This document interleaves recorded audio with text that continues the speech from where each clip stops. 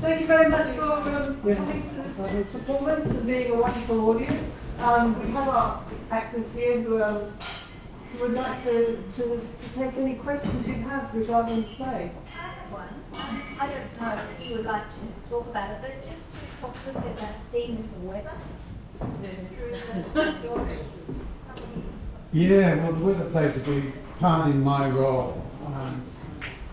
Henry Law, and the weather, I guess, is symbolic of something coming in that's uncontrollable, exciting, and for Henry, it's exciting. It transports him out of the normal mundane world. It opens up something in him that's from the beyond.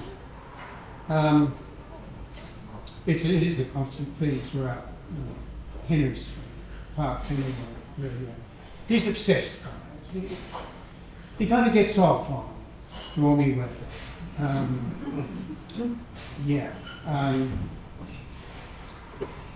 think that's. It is still on nature. Yeah. Could I add to that? The play was written in 2008, when before today, when we've been slow in our action against climate change, and it's two of his themes really, and Pavel's themes are social justice and the environment. So it's sad that it's 2022 and we've taken so little, 2023, we've taken so little action compared to what we could have done when we wrote the play in 2008. And there's also all our inner weather. Yeah. We all had our own inner stormy weather.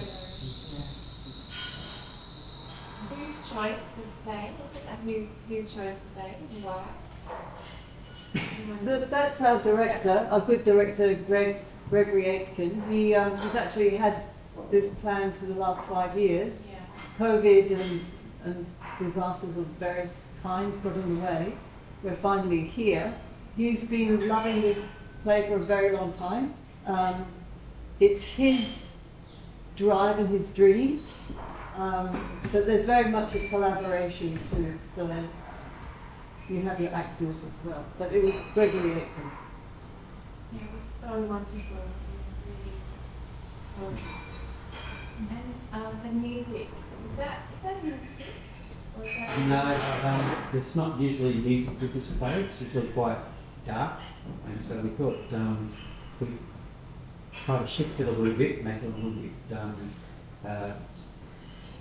more magic realism. it really worked? Yeah, it really did.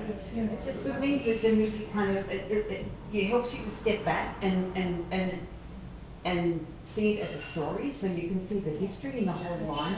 It's a bit of distance from A bit of that. distance, yes. It really helps in that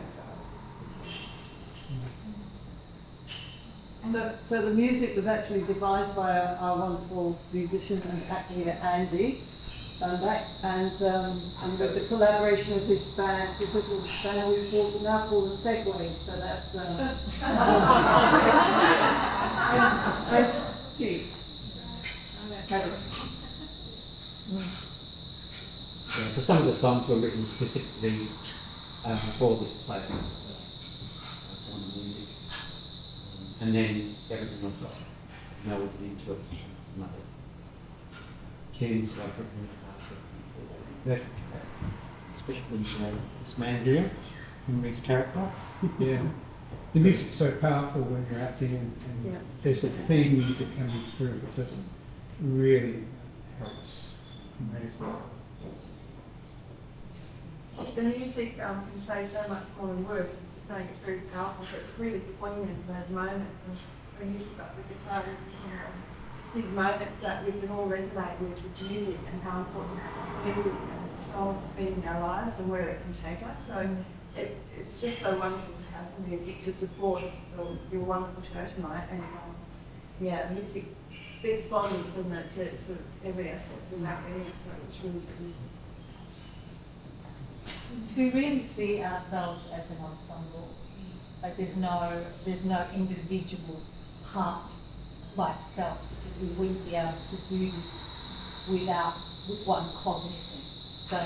So the music is a part of that beautiful ensemble as well as the lighting. So you can see behind you has put together such beautiful work. And Andy's foundation, all the music, and then it was a journey, a beautiful journey unfolding, where I was then coming in to play some music with Andy, and I thought, let's ask Pete, he's such an amazing pianist. So as we're working with Andy's beautiful music, we discovered that less is more, and that we wanted a music scape. We worked this with Greg, the director.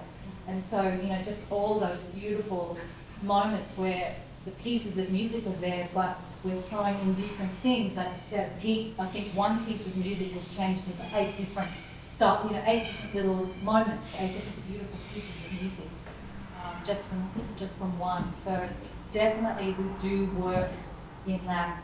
We try and work in that flow and that beautiful ensemble, which we call the sacred circle, actually. And speaking of beautiful lighting, and that's the thing, Sunita also made this wind machine over here. Yeah. Quite an organic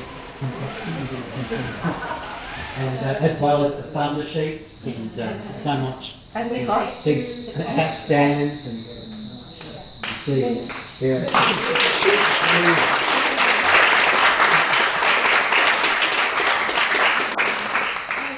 Mention that inside that ensemble, that is with Sunita and Greg, is also the stage management, which is Joanna and Kathy, because without them things don't run smoothly, and Greg really wanted that component inside, that these ghosts that just appear and move furniture without seamlessly, without even being noticed, and we're in the next scene and the next story, and that takes skill and patience, because it's tedious. Lots of rehearsal, yeah, which of course shows in its results. Yeah, so thank you to the stage managers as well. Beautiful.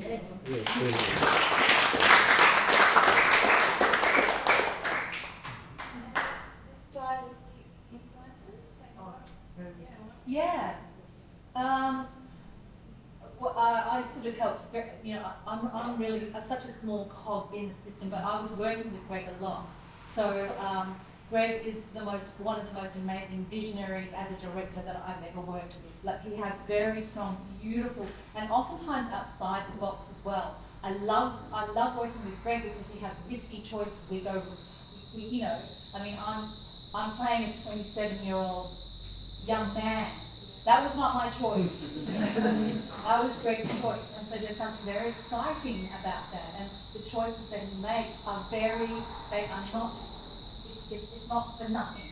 There's always a reason behind that. I like physical theatre, and there's a number of us here that do love physical theatre. So, and I have worked in a stylistic way before, so as a collaboration, because again, it's not just one person. We were able to sort of put this beautiful stylistic, moving of chairs and people on the stage, especially when the ancestors come on. Michael Hennessy, who's not here as well, who helped with the last scene as well. So I love that stylistic component that's thrown into this magical realism. It works so beautifully with the Brechtian and the naturalism, like the naturalism of the emotional content of the play, but then you've got this beautiful, all these styles that, only Greg would do it. I mean, it's only he would go, well, I'm going to use it all because I think it's all going to work together, So, and it does, beautifully. Have any of you got any thoughts about the fish motif running throughout?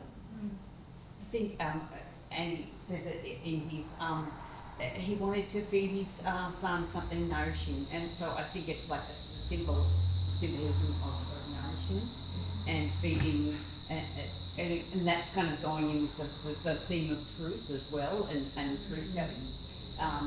So we need to nourish ourselves and our children and our relationships and the earth, and The irony is that none of you are nourished.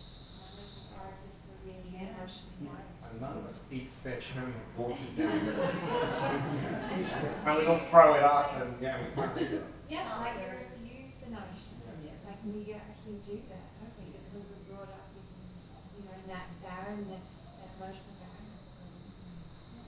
There are 4 words that ring out for me in this play, so we could go home really after that. It's 5 minutes.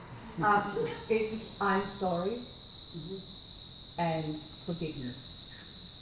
And so they to me are what nourishes and heals, and there's none of the ancestors can really be but we can't be liberated from our baggage when that it's just owning our past too, I think. I mean, I often wonder if Bevelle on some level wasn't inspired by Kevin Rudd's sorry speech. That when you can own all that has gone before, you can really truly go forward. And also that sort of ties in with the whole English Australian thing as well, colonialism and what happens to Yeah, the idea that Australia's identity has for too long been just a watered down version of empire. And the dates of the play, 1988, that's certainly appropriate.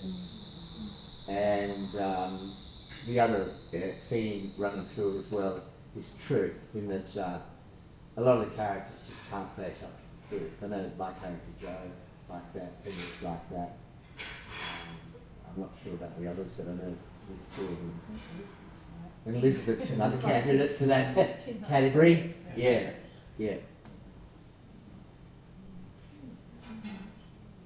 I'd like to say thank you, and please pass on thanks and congratulations to Greg. Thank you. Thank you for being such a beautiful audience every night. Yeah, it's the first few lines that usually get it last, and sometimes they don't, and oh, they're going to be quick, and then you all laugh. Laugh it up, because it gets fast.